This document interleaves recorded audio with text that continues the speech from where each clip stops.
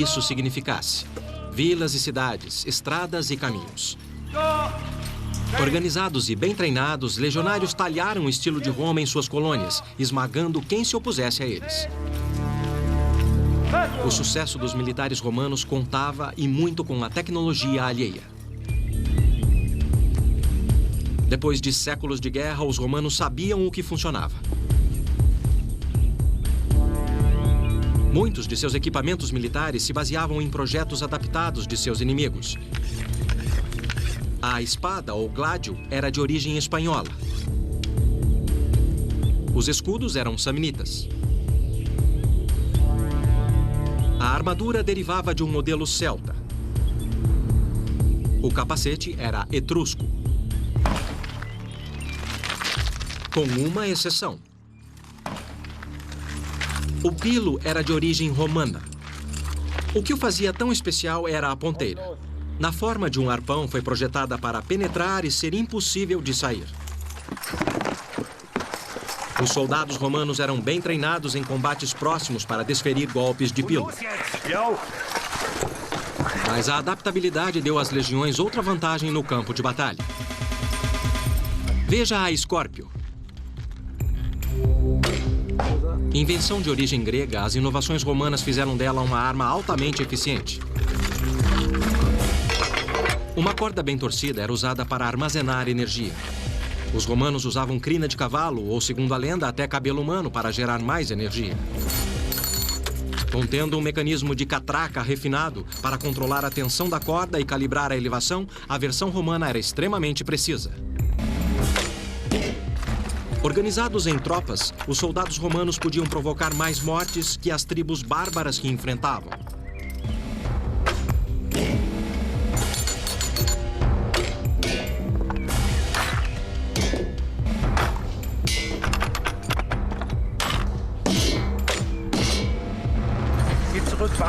Com o uso de tecnologias adotadas, combinadas à disciplina rígida e abordagem sistemática, as legiões romanas ampliaram as fronteiras do Império.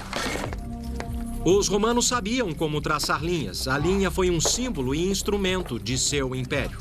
Esses romanos dos dias de hoje, atrás de mim, são entusiastas que tentam recriar o estilo de vida da 32ª Corte de Voluntários. E eles estão aqui porque esse é Saalburg, antigo forte na fronteira do mundo romano. Aqui fica uma das mais importantes linhas que os romanos fizeram. Os romanos usavam rios e costas para demarcar a linha entre seu mundo e o inconquistado. Mas na Germânia Central, as tribos locais resistiram bravamente à lei romana. Então eles construíram uma fronteira que cortava 560 quilômetros de florestas e colinas, uma obra extraordinária da engenharia antiga. Devia ser mais difícil subir de armadura. No entanto, eu subi apenas um dos monumentos históricos mais admiráveis da Europa. Este é o Limes, o muro divisório que marcava a fronteira do Império Romano. Enquanto hoje ele pode parecer um grande monte de terra, ele é de fato um dos monumentos mais espantosos da engenharia e habilidade construtiva. Existe um muro reto que percorre 104 quilômetros com um desvio de apenas 76 centímetros. Você ou eu achamos difícil cortar um papel de embrulho natalino em linha reta. Mas os romanos podiam construir um muro por muitos e muitos quilômetros e deixá-lo tão reto quanto uma flecha. A pergunta é, como eles faziam? Os agrimensores romanos usavam um instrumento emprestado dos gregos, o groma. Um braço giratório com uma cruz de madeira. Pendurados nas 4 pontas, 2 pares de prumos. Os agrimensores olhavam através de um par para projetar uma linha reta. Os assistentes colocavam marcadores. Olhando através de outro par, os romanos estabeleciam um ângulo correto e assim eles projetavam suas cidades. Era uma aplicação inspirada de um princípio básico.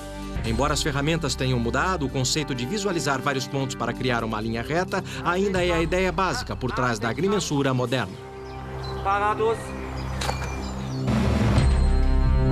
Quando a linha estava demarcada, destacamentos especiais de engenheiros começam a construir os limes. Constantemente alerta com os bárbaros, eles limpavam as florestas e construíam fortalezas. A cada 720 metros, eles construíam uma torre como esta para comunicação rápida no caso de um ataque. No fim, havia mais de 1000.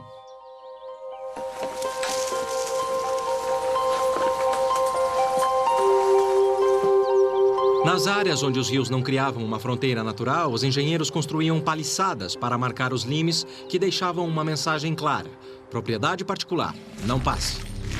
E para não deixar dúvidas, construíam fortes a cada 6 quilômetros, 220 no total, como o de Saalburg, aqui nas colinas de Taunus, perto de Frankfurt, Alemanha. Os agrimensores romanos procuravam a linha mais direta entre dois pontos. Ao seguir esta regra, eles construíram uma das conexões mais rápidas da história antiga. Eles construíram uma vasta rede de estradas. Muitas delas eram muito sólidas. Estendendo-se das fronteiras mais distantes até Roma, as estradas eram as veias e artérias que alimentavam o coração de um império crescente. Ao olhar de perto o trecho de uma de suas técnicas de construção mais lendárias, você fica admirado com o desafio. Os engenheiros tiveram que ser criativos e habilidosos. Quando os engenheiros romanos construíam uma estrada, construíam para durar. Esta é a Via Ápia, a mais antiga e mais famosa de todas as estradas romanas. Ela parte do coração de Roma e percorre toda a península italiana. Mais de 640 quilômetros. Os engenheiros romanos usavam pedras locais e aproveitavam o próprio formato de pedra. Eles as dispunham de modo hábil e encaixando como peças de um quebra-cabeça. Quanto mais encaixadas, maior o escoamento de água e maior a durabilidade. A construção de estradas era baseada em terra compactada com paredes de sustentação e uma vala de cada lado. Uma pequena camada de pedras e argamassa era colocada por cima. E em seguida preenchida com uma outra camada, provavelmente cascalho. E por fim, acabada com superfície pavimentada. E para se ter ideia do tráfego dessa estrada, é só olhar os sulcos entre as pedras, deixados pelas milhares de carroças que passaram por esse caminho ao longo de muitos séculos. Essa era uma das artérias do Império. Elas transportaram mercadorias, ideias e ainda armas. Construindo à medida que avançavam, as legiões romanas forjaram os elos que mantinham o Império unido. As maiores estruturas de Roma eram replicadas onde quer que o modo romano predominasse. Aqui em Roma é fácil de ver como e por que seu sucesso repousava sobre outra tecnologia adotada: o arco e seu derivado, a abóbada. Sem eles, a construção de uma de suas maiores obras seria impossível.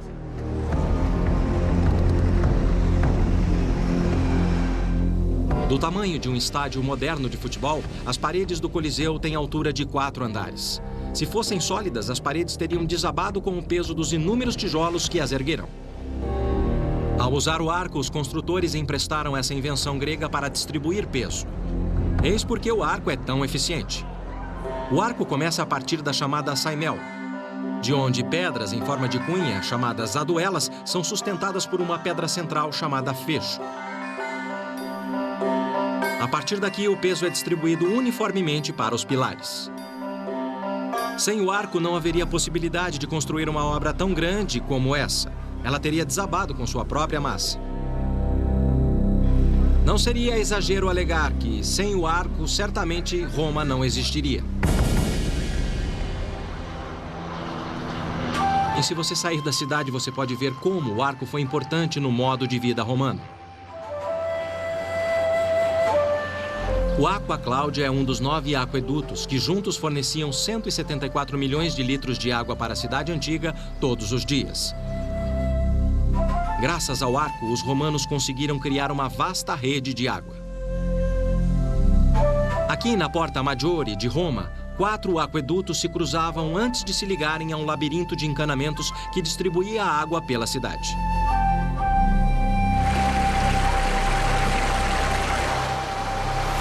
Aqui é onde o aqueduto terminava.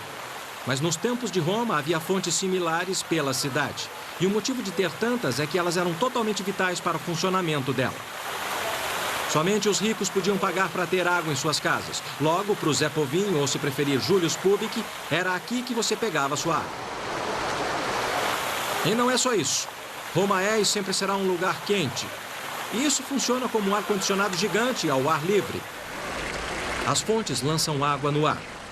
O vento carrega o spray e o spray resfria o ar. É um efeito bem refrescante. Mais do que isso, eram vitais para a manutenção da saúde pública. A água subterrânea era um risco contínuo à saúde e a água do Tibre era completamente suja. Por isso, essa fonte e muitas outras mantinham a população saudável. Conforme as legiões expandiam o império, elas seguiam um princípio fundamental. A saúde pública baseava-se na água limpa trazida por aquedutos suportados pelos arcos. A associação dos engenheiros romanos com os arcos era mais do que um casamento de conveniência. Era um caso de amor. Mas enquanto uma estrutura como essa tinha uma função eminentemente prática de trazer água fresca para a cidade, ela fazia mais do que isso. Segundo o historiador Tácito, as grandes obras públicas divulgavam o poder de Roma. E em nenhum lugar isso é mais verdadeiro do que nas colônias.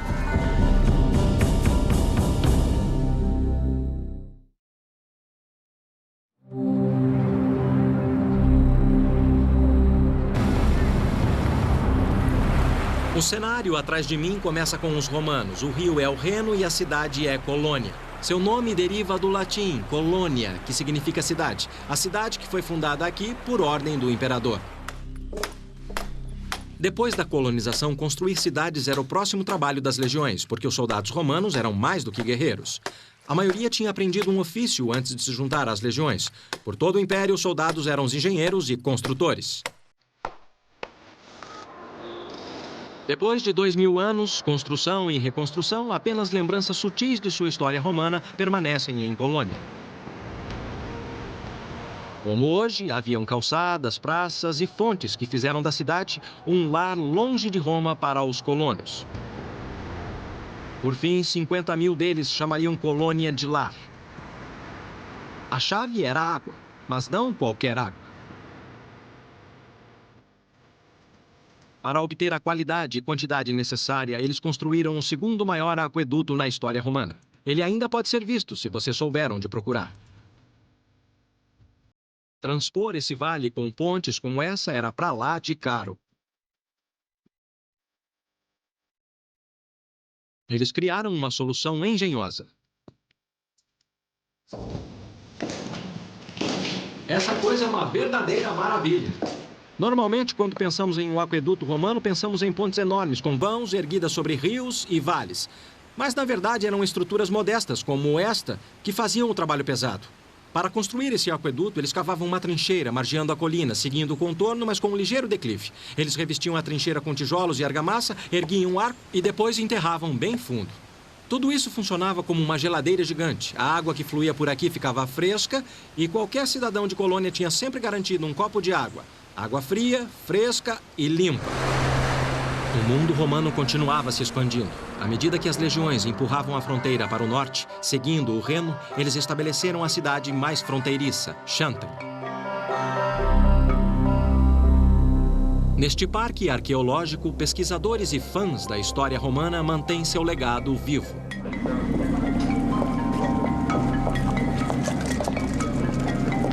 Parte de sua pesquisa é dedicada a entender o que fez os romanos terem tanto êxito.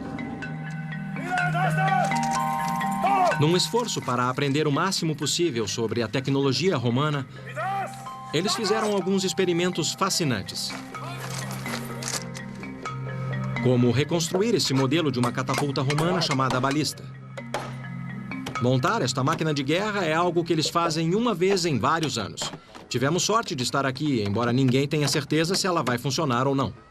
Mas uma coisa ficou clara rapidamente. Os romanos tinham muito músculo. Nossos caras precisaram de um trator. Esta é a arma de destruição em massa do mundo antigo. É uma reconstrução fiel de uma balista romana ou catapulta. E como grande parte da tecnologia romana, a invenção é grega. Mas o aperfeiçoamento da tecnologia é romano. Em essência, os princípios e materiais são relativamente simples. Um dos princípios é a tensão. E a tensão é armazenada nestas cordas, neste caso cânhamo. Mas sabemos que os romanos usavam tendões que eram torcidos e mantidos em um estado de tensão constante por esse cilindro de cobre e uma barra de aço. Essa é a tiradeira que disparava o projétil. Ela é feita de tendões como essas cordas aqui e que mantém a tensão armazenada na máquina. Ela é, se você preferir, uma enorme corda de aço que é esticada e depois liberada. A força armazenada pode ser sentida neste braço, que aparentemente era uma das partes de fricção da máquina. Era comum ele ceder e rachar desta forma. Portanto, era uma máquina perigosa para as pessoas que a operavam e mais perigosa ainda para as pessoas na linha de fogo. Nossos romanos dos dias modernos vieram preparados com capacetes e armaduras e até ordens em latim. Ballistari ad ballistam! O que faremos agora é disparar uma catapulta romana. Ansatz, aperite! Agora estão tensionando. Eles têm que colocar muita força nessa coisa. Eles criam uma pressão enorme girando a manivela para trás. Intendite! O trilho recua através das alavancas que o puxam para trás. Toda vez que eles aumentam a tensão, eles conseguem calcular exatamente o quanto de força existe, contando o número de dentes. Assim, cada clique significa mais alguns metros. E mais alguns bárbaros mortos. Tá bem esticado. Essa coisa vai disparar como... Mais uma.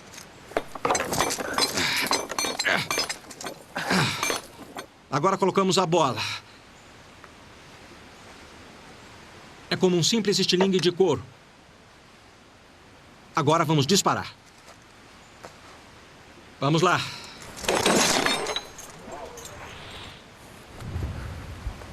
Isso é simplesmente incrível. Se você estivesse enfrentando os romanos, decididamente você teria visto o equivalente a um antigo B-52.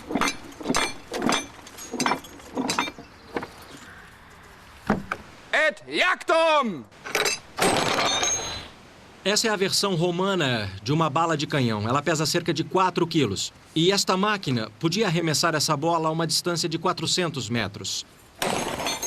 Nenhum exército europeu teria nada tão destrutivo quanto isso até a era dos canhões e da pólvora. Mas acredite ou não, isso é um exemplo relativamente pequeno. Sabemos que quando os romanos tomaram Jerusalém, eles dispararam bolas pesando mais de 13 quilos na cidade. Mas parte do que a tornava tão eficiente, uma arma tão mortal, era o impacto psicológico. Quando esta coisa caía no chão, por ser feita de calcário, ela espatifava, mandando uma nuvem de estilhaços nos defensores da cidade. Era uma arma de choque e de terror.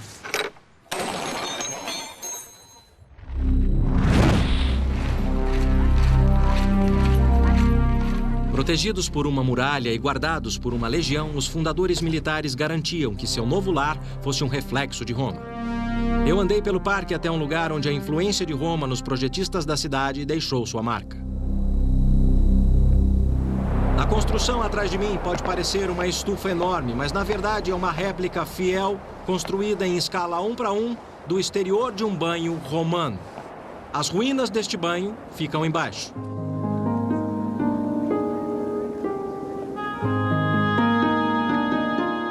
Os banhos públicos eram o coração do estilo de vida romano, e este banho aqui na colônia é projetado como os grandes banhos em Roma. Os banhos consistiam em uma rotina específica que se dava em áreas onde a temperatura ia do frio ao muito quente, 49 graus centígrados. Tudo era feito com um sistema de aquecimento inovador chamado hipocausto. Eu me encontrei com o Dr. Norbert Zillen, diretor de escavação do Parque de Chantein, para saber mais sobre o sistema de aquecimento romano. O que vai me mostrar? Bom, eu quero te mostrar nosso banho. Esse cômodo é um hipocausto completo dos tempos romanos, é claro. E o que vemos aqui é apenas uma reconstrução dele. Então essa é só uma parte de um velho hipocausto que originalmente ficava na sala inteira, está certo? Está, isso mesmo. Esse seria considerado grande ou pequeno? Pode ser considerado grande. Esse é grande. E esse é um padrão de construção de hipocausto típico? Sim, é bem típico. Você o encontra em todo lugar do mundo romano. O sistema de aquecimento romano funcionava assim. Num hipocausto, que significa literalmente fogo abaixo. O ar era aquecido em uma fornalha a lenha ou carvão feita embaixo do piso sustentado por pequenos pilares. Chaminés de barro eram construídas dentro de uma ou mais paredes. E conforme o ar quente subia, tanto o chão como as paredes se aqueciam. Levava muito tempo para esquentar, mas depois de quente, permanecia quente. Então, na prática, o que está dizendo é que isso era um sistema térmico eficiente? Era, isso mesmo. Visitar o Parque Arqueológico em Chantein foi como voltar para os tempos romanos. Mas quando se trata de entender a história, nada bate a primeira experiência. Chantein ofereceu uma rara oportunidade, graças a um banho particular reconstruído. Eu estava curioso para saber o que tornava o banho romano tão especial. E quando o gerente ofereceu um banho quente em Chantein, o arquiteto do parque, o Dr. Peter Kinsler, ficou muito feliz em se juntar a mim.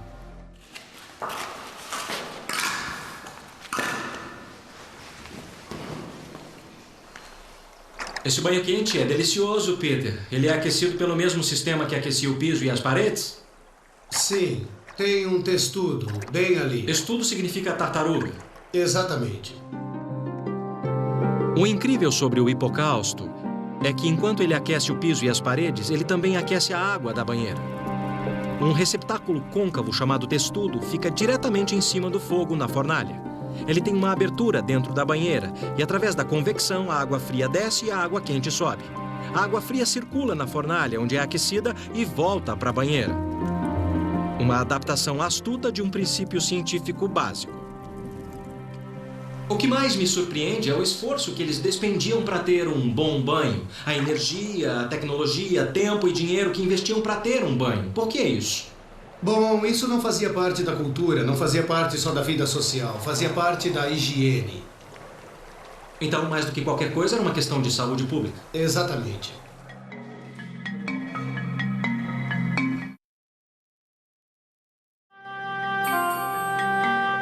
A engenhosidade romana construiu mais que banhos e aquedutos. Por todo o império, os engenheiros criaram infraestruturas para um modo de vida, uma vida de saúde e prosperidade, desconhecida em qualquer outro lugar do mundo antigo.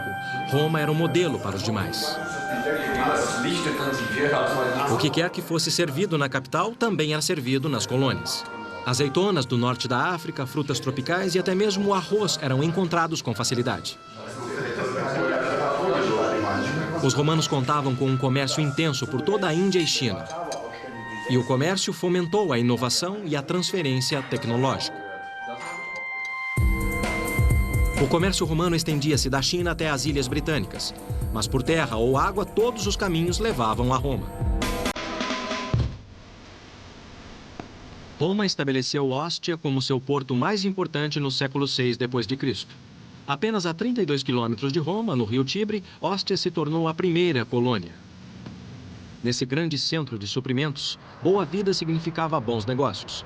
Para seus 50 mil habitantes, Ostia oferecia todo o conforto de uma cidade romana, incluindo tinturarias, avenidas alinhadas com apartamentos de múltiplos andares, bem como um sistema de esgoto e outra conveniência romana: latrinas públicas. Elas deviam ficar lotadas. Nos mini-mercados de Ostia, tudo mudava de mãos, desde comida, itens domésticos e itens luxuosos. A tecnologia em si não o torna rico. Para isso é necessário organização, e daqui dá para ver como os romanos eram bem organizados. Este local é conhecido como Praça das Corporações, chamada assim porque cada um desses nichos pertencia a um grupo de mercadores que funcionavam como uma corporação moderna ou linha de comércio, especializados em determinadas rotas ou produtos de determinadas regiões do mundo romano. Esse nicho pertencia aos comerciantes de Cartago, que traziam trigo do norte da África. Existiam nichos para comerciantes franceses, onde eles compravam lã, outros ainda para os árabes, que traziam tâmaras, e outros luxos orientais. Produtos e comerciantes de todo o mundo mediterrâneo. Em depósitos como este, a mercadoria era marcada e armazenada. Itens perecíveis eram colocados em dolhos como este, enterrados no chão para mantê-los frescos. Uma técnica simples, mas eficiente como esta, trazia saúde para a família romana, para um mundo com olhos famintos de boa vida. E para atender a demanda crescente, os romanos começaram a pensar em escala. Em Barbegal, perto da moderna Arles, no sul da França, os romanos criaram um dos primeiros protótipos da industrialização: uma fábrica de farinha movida a água. Guiada não apenas por uma, mas por 16 rodas d'água em duas fileiras paralelas de 8, a água caía de uma roda para outra. O que a tornava mais eficiente era, desta vez, uma invenção romana distinta: a roda d'água impulsionada por cima. Ela utilizava a água de modo 8 vezes mais eficiente que a roda d'água impulsionada por baixo. Com esse moinho, os romanos conseguiam produzir farinha suficiente para alimentar toda a população da antiga Arles, de no mínimo 12 mil pessoas, todos os dias. Aqui em Ostia, grande volume e baixo custo significavam mais lucros. E conforme o império se espalhava, mais pessoas apreciavam o estilo de vida romano. Mas o conceito que aumentou a produção de alimentos impulsionou uma outra indústria. Taças de argila eram comuns na Roma antiga, mas a argila impregnava o sabor e retinha odores. Absorvia óleos e fluidos que permitiam a proliferação de bactérias. Por outro lado, o vidro era inodoro, sem gosto e higiênico. Assim, quando o vidro por sopro foi descoberto por volta de 50 a.C. em uma das colônias de Roma, a Síria de hoje, o processo se espalhou pelo império em apenas 40 anos. Uma nova indústria ficou em alta.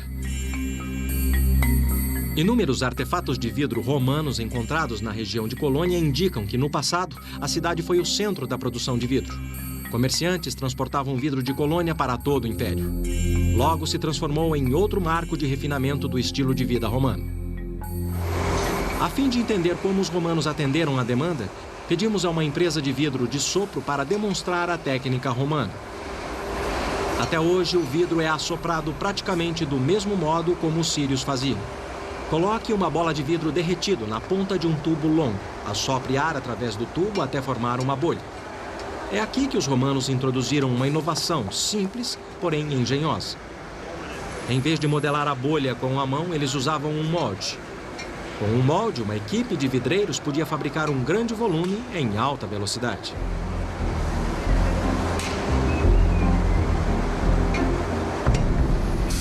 Embora os moldes atuais sejam feitos de metal, o conceito romano de produção mudou muito pouco.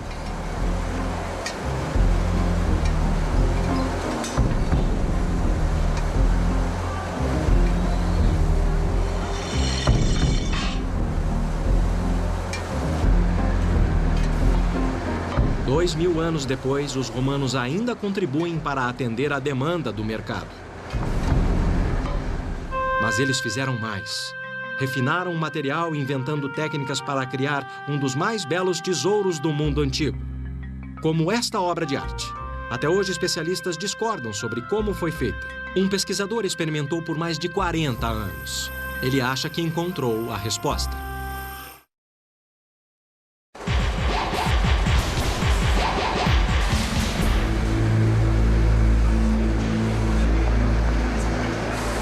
Através de inovações como usar um molde na fabricação de vidro, os romanos passaram da produção artesanal para a produção em massa, muito tempo antes de Henry Ford.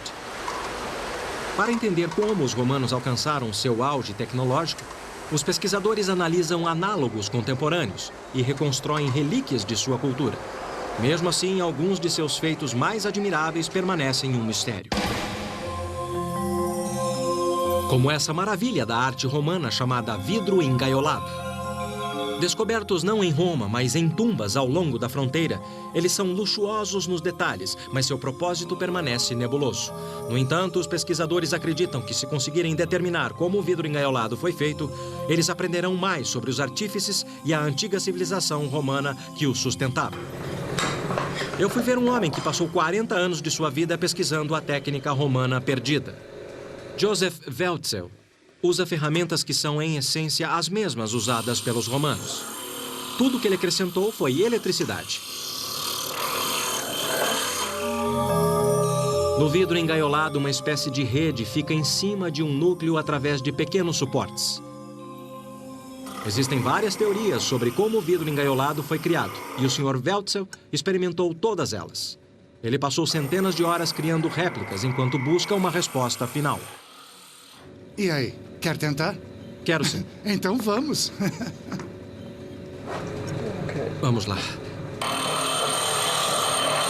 Isso está me deixando muito nervoso, porque se eu cometer um erro, o Sr. Weltzel vai ficar muito bravo comigo. E também porque isso me lembra dentista. Alguns de seus colegas acreditam que os romanos fizeram a forma básica, assoprando um vidro dentro do outro.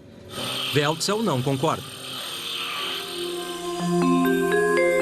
Quando ele replicou uma outra relíquia romana, o famoso vaso Portland, o Sr. Weltzel encontrou uma pista.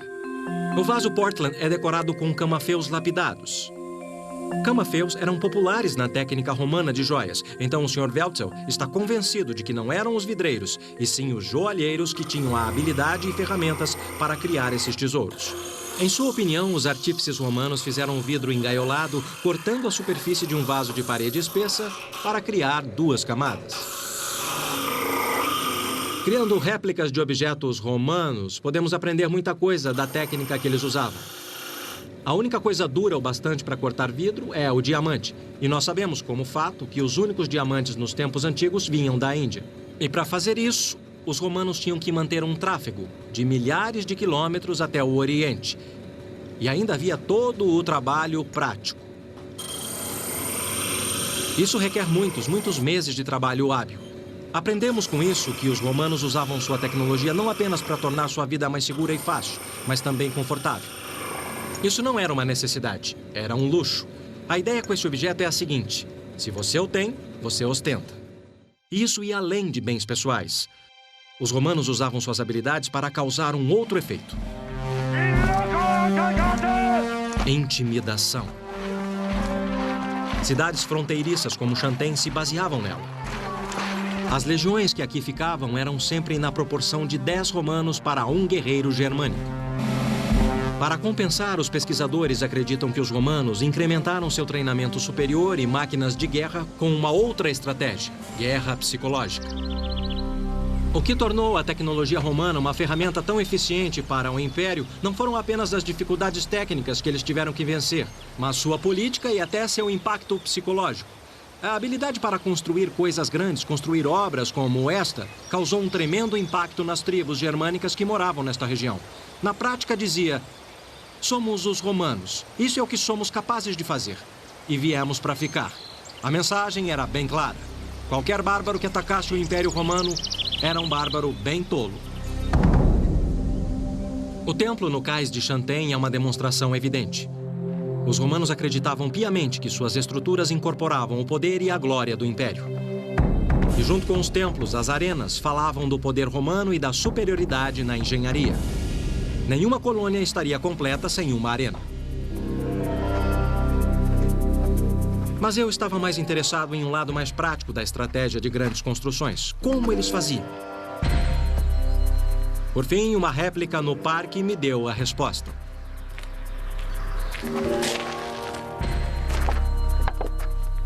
A grua era uma ferramenta essencial na estratégia romana de obras grandes.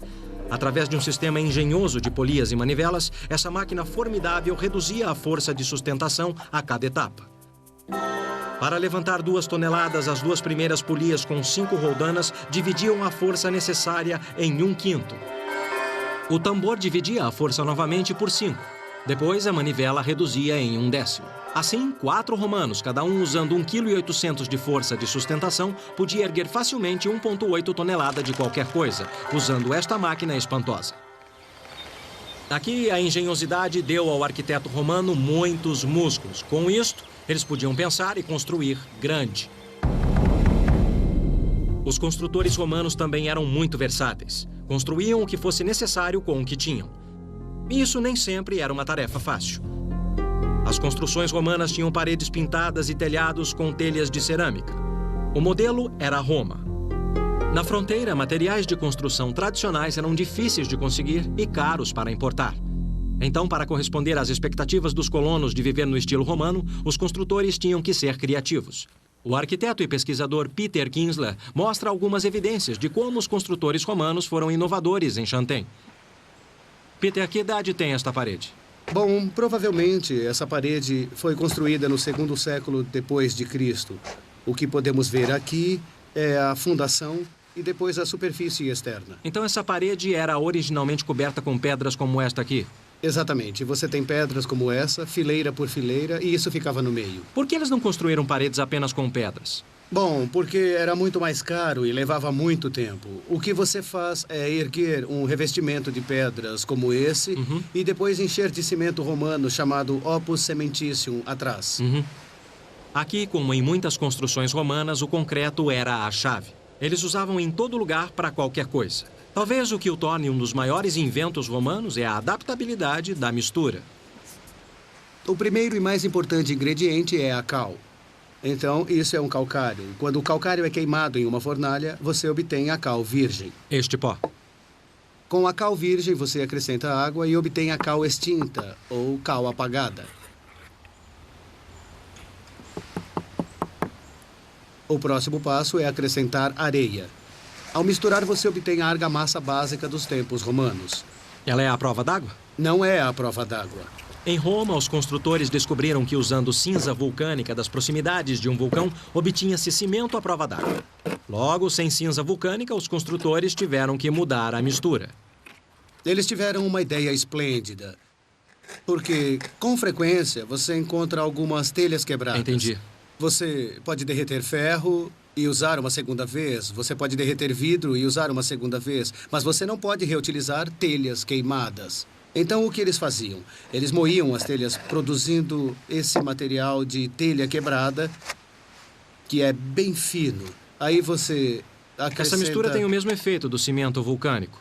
Exatamente. O que você tem é uma argamassa de cal hidráulica. A argamassa de cal hidráulica é a prova d'água. Você usa em bacias, aquedutos e pode usar nas fundações de paredes. Pode não parecer muito, mas esse material é, literalmente, um dos blocos da construção do Império.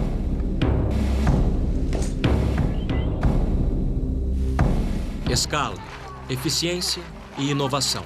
E não se esqueça, choque e terror eram o coração da construção do Império Romano. E embora essas ideias fossem expressas em um nível impressionante nas colônias, a cidade de Roma era a referência para tudo. Não foi à toa que lá a tecnologia e a inovação romana atingiram seu ápice.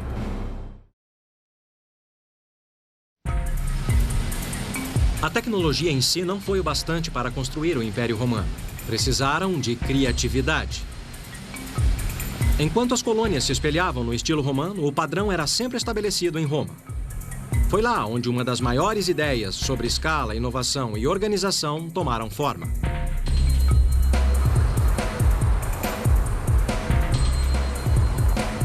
O Coliseu é o maior dos 186 anfiteatros romanos que conhecemos. E certamente o mais impressionante. Foi aqui onde a tecnologia sustentou o lado sombrio do estilo de vida romano, os jogos.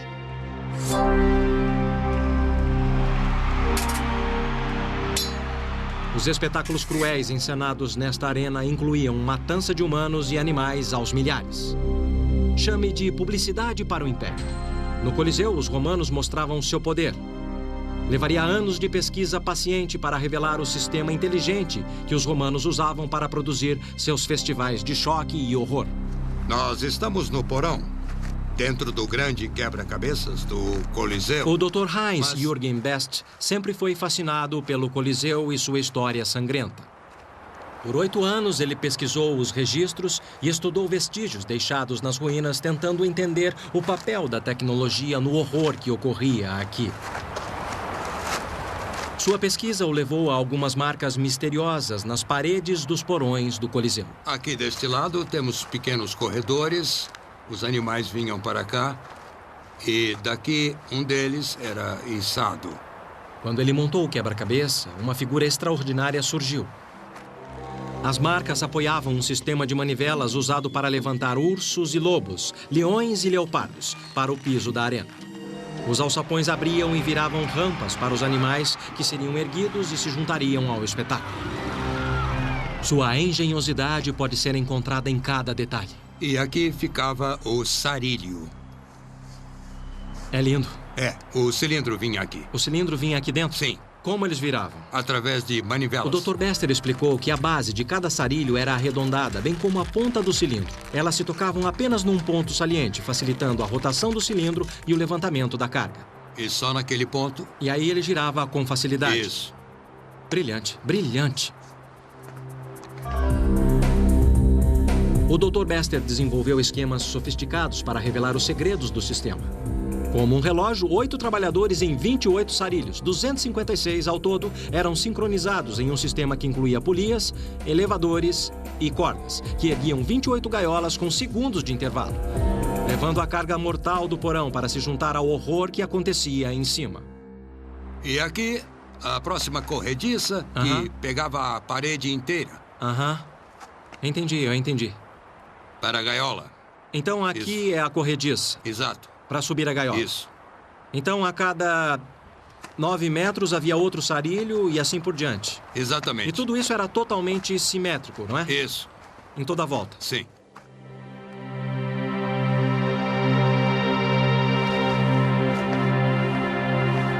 Eu nunca estive num lugar que trouxesse tanta variedade de emoções. Por um lado, este lugar é espantoso, colossal, lindo. E aí vem o pensamento do que acontecia aqui: sangue, gritos, medo e dor. Esse porão era, digamos assim, o departamento de efeitos especiais do mundo romano. Efeitos especiais de um filme de horror. A diferença é que aqui, o horror era real.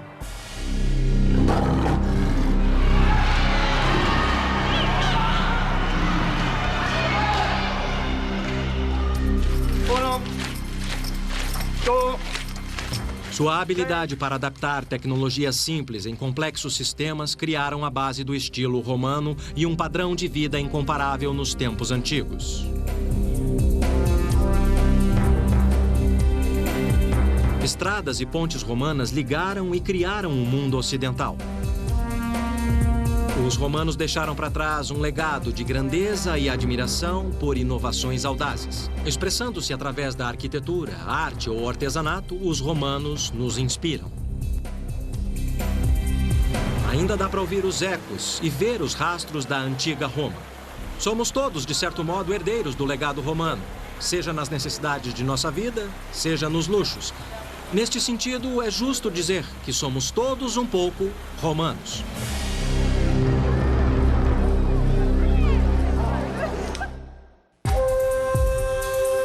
Versão brasileira, DPN Santos.